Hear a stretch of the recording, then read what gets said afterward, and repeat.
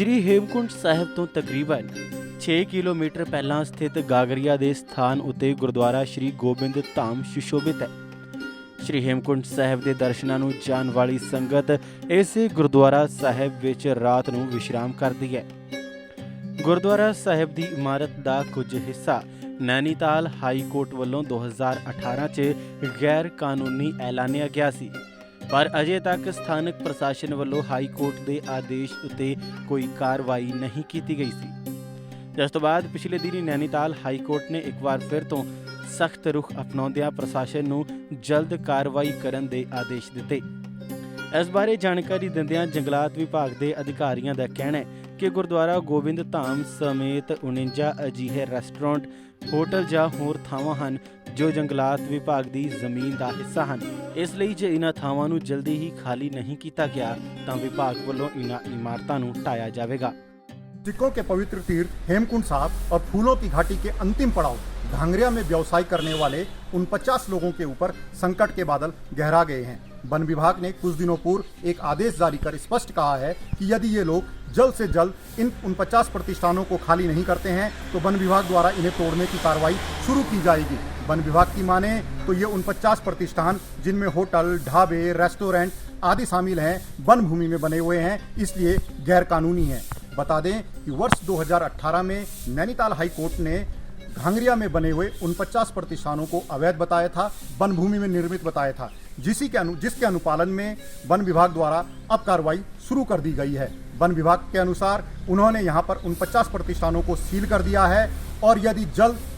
इन भवनों के स्वामी इन भवनों को खाली करके स्वयं नहीं तोड़ते हैं तो वन विभाग इन्हें तोड़ेगा। वन विभाग के डीएफओ का कहना है कि उन्होंने जिला प्रशासन से पुलिस फोर्स की मांग की है और जैसे ही उन्हें पुलिस फोर्स प्राप्त हो जाती है इन प्रतिष्ठानों को तोड़ने की कार्रवाई शुरू कर दी जाएगी। दूसरी ओर घांगरिया में व्यवसाय करने वाले लोगों का कहना है कि वे पुश्तों से यहाँ पे व्यवसाय करते आ रहे हैं और आज तक उन्हें किसी ने ये नहीं बताया कि वे वन भूमि में अवैध रूप से काबिज हैं। इन लोगों का कहना है कि ये लोग नियमित यहाँ पे टैक्स देते हैं, जीएसटी देते हैं, बिजली का बिल देते हैं, तो इस तरह से ये लोग अवैध नहीं हैं। अब यहाँ के स्थानीय लोग, व्यापारी हाई कोर्ट की शरण लेने जा रहे हैं, तो देखना होगा कि आने वाले समय में वन विभाग क्या इन प्रतिष्ठानों को खाली करके तोड़ता है या कोर्ट से इन्हें राहत मिलती है या फिर सरकार ही इसमें कुछ मध्यस्थता करती है। जो हमारा घांगरिया है वहाँ पे 49 लोगों ने जो है अतिक्रमण किया हुआ है वन भूमि पर, तो पिछले लगभग 1.5 साल से उसमें एविक्शन की कार्रवाई चल रही, चूंकि माननीय उच्च न्यायालय ने भी उत्तराखंड नैनीताल ने आदेश किए थे कि जितने भी एनक्रोचमेंट है वन भूमि पे वो सब हटाए जाएं। तो उसी क्रम में हमने अपने जो वन अधिनियम, भारतीय वन अधिनियम 1927 उसके अंतर्गत हमने कार्रवाई प्रारंभ की, एविक्शन की, लोगों के जवाब मांगे, लिखित जवाब मांगे, अखबारों में भी नोटिस दिया, सब कुछ किया। कुछ ज्यादातर लोगों ने जवाब दिए, कुछ ने जवाब भी नहीं दिए, वो टर्न अप भी नहीं हुए, उन्हें बार बार मौका दिया गया। उसके बाद गुण दोष के आधार पर बेदखली की कार्रवाई पारित कर दी गई। 61 के अंतर्गत नोटिस दिए गए, भारतीय वन अधिनियम की धारा 61 के अंतर्गत बेदखली की कार्रवाई कर दी गई। और जो उसमें अगला प्रोविजन वो ये है कि यदि जो समय बेदखली आदेश में दिया गया हो उसके अंतर्गत अवैध अध्यासी खाली नहीं करता है तो हम उसे खाली करा लेंगे और जो खर्चा होगा उससे वसूल लेंगे। उसी के परिप्रेक्ष्य में अब ये नोटिस जारी कर दिया गया है कि 10 जून से 15 जून के बीच में खाली करने की कार्रवाई प्रारंभ कर दी जाएगी। क्योंकि इन लोगों ने अपने से इसको खाली नहीं किया है, इसलिए सभी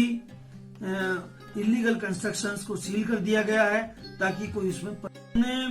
पुलिस और प्रशासन से सहयोग मांगा है कि हमें मौके पे एक मजिस्ट्रेट उपस्थित रहे और लगभग 50 पुलिसकर्मी वहां पर हमारे साथ रहें ताकि सुरक्षा सुनिश्चित हो सके। हमने लोक निर्माण विभाग के भी सहयोग के लिए जिलाधिकारी चमोली को लिखा है ताकि चूंकि वहां पर एक ऐसी जगह है वहां पे मशीनें ले जाने के लिए हमें थोड़ी दिक्कतें आएंगी, हमें लेबर ज्यादा रखनी पड़ेगी और हमने सरकार से धनराशि की भी मांग की है कि जो उसमें खर्चा होगा वो भी हमें उपलब्ध करा दिया जाए। ਜਿਵੇਂ ਹੀ ਗਾਗਰੀਆ 'ਚ ਗੁਰਦੁਆਰਾ ਸਾਹਿਬ ਨੂੰ ਢਾਹੇ ਜਾਣ ਦੀ ਖਬਰ ਸਿੱਖ ਸੰਗਤਾਂ ਤੱਕ ਪਹੁੰਚੀ ਤਾਂ ਸਿੱਖਾਂ ਅੰਦਰ ਰੋਸ ਦੀ ਲਹਿਰ ਜਾਗ ਗਈ, ਜਿਸ ਤੋਂ ਬਾਅਦ ਗੁਰਦੁਆਰਾ ਮੰਗੂ ਮੱਠ ਦੇ ਸਿੰਘ ਬੀਤੀ ਰਾਤ ਗੁਰਦੁਆਰਾ ਸਾਹਿਬ ਪਹੁੰਚੇ ਅਤੇ ਸਥਿਤੀ ਦੀ ਬਾਰੀਕੀ ਨਾਲ ਜਾਂਚ ਕੀਤੀ।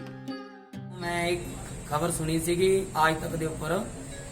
3 ਜੂਨ ਨੂੰ 58 ਨੰਬਰ ਖਬਰ ਇੱਕ ਨਸ਼ਰ ਹੋਈ ਸੀ ਕਿ ਗੁਰਦੁਆਰਾ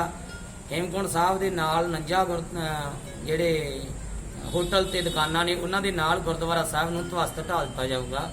ਮੈਂ ਉਹ ਖਬਰ ਸੁਣ ਕੇ ਜਦੋਂ ਲਾਈਵ ਹੋ ਕੇ ਦੱਸਿਆ ਤੇ ਇਹ ਸਿੰਘਾ ਮੇਰੇ ਨਾਲ ਉੱਥੋਂ ਚੱਲ ਕੇ ਅਸੀਂ ਇੱਥੇ ਰਾਤ ਪਹੁੰਚੇ ਹਾਂ ਉਹਦੇ ਬਾਰੇ ਖਬਰ ਲੈਣ ਵਾਸਤੇ ਕਿ ਇਹਦਾ ਜਿਹੜਾ ਮੈਟਰ ਕੀ ਹੈਗਾ ਕਿ ਉਹ ਕਿਉਂ ਢਾਇਆ ਜਾਊਗਾ। ਤਾਂ ਸਾਨੂੰ ਇੱਥੋਂ ਦੇ ਪ੍ਰਸ਼ਾਸਨ ਨੇ ਜਿਹੜੀ ਉਹ ਦੱਸੀ ਆ ਕਿ ਉਹ ਕਿਸੇ ਨੇ ਰਿਟ ਪਾਈ ਸੀ, ਉਹਦੇ ਮੁਤਾਬਕ ਇੱਕ ਹੋਇਆਗਾ, ਉਹਦੇ ਮੁਤਾਬਕ ਕਿਸੇ ਆਇਆਗਾ ਫੈਸਲਾ ਹਾਈ ਕੋਰਟ ਦਾ, ਉਹਨਾਂ ਨੇ ਅੱਜ ਤੱਕ ਵਾਲਿਆਂ ਨੇ ਉਹ ਚਲਾ ਦਿੱਤੀ ਤੇ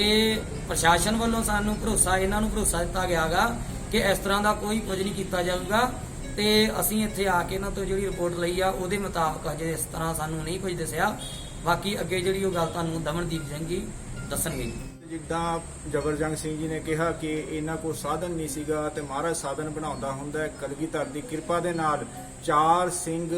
ਵੱਖ-ਵੱਖ ਥਾਵਾਂ ਤੋਂ ਤੇ ਵੱਖ-ਵੱਖ ਥਾਵਾਂ ਤੋਂ ਹੋਰ ਸਿੰਘ ਵੀ ਇੱਧਰ ਨੂੰ ਚਾਲੇ ਪਾਏ, ਇੱਥੇ ਪਹੁੰਚੇ ਆ ਤੇ ਸਾਨੂੰ ਦਰਸ਼ਨ ਸਿੰਘ ਜੀ ਨਾਲ ਮਿਲੇ ਆ ਤੇ ਸੇਵਾ ਸਿੰਘ ਜੀ ਦੀ ਵੀਡੀਓ ਇੱਕ ਜਾਰੀ ਹੋਈ ਆ, ਉਹਦੇ ਤੋਂ ਵੀ ਇਹਨਾਂ ਦੋਨਾਂ ਗੱਲਾਂ ਤੋਂ ਪਤਾ ਲੱਗਦਾ ਕਿ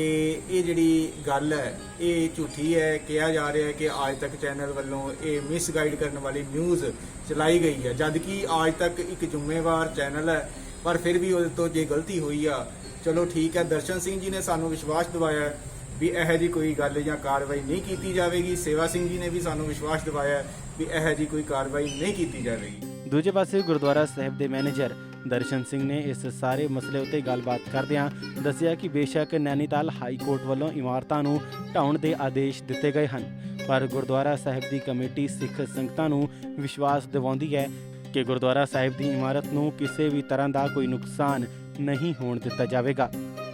श्री हेमकुंट साहिब जी गुरुद्वारा के को ध्वस्त करने के विषय में मीडिया पर जो बात चल रही थी, ये पंजाब में हरियाणा में जहाँ जहाँ भी संगतें हैं वहाँ पर ये आवाज़ जब पहुँची तो संगतों के हृदय आहत हुए, उनके जो धार्मिक भावना आहत हुई। इसको देखते हुए पंजाब में लुधियाना से और हरियाणा में क्षेत्र से भाई जबरजंग सिंह जी, मंगू मठ वाले भाई दमनदीप सिंह जी, वो पंजाब से चलकर कुरुक्षेत्रा से चलकर बठिंडा से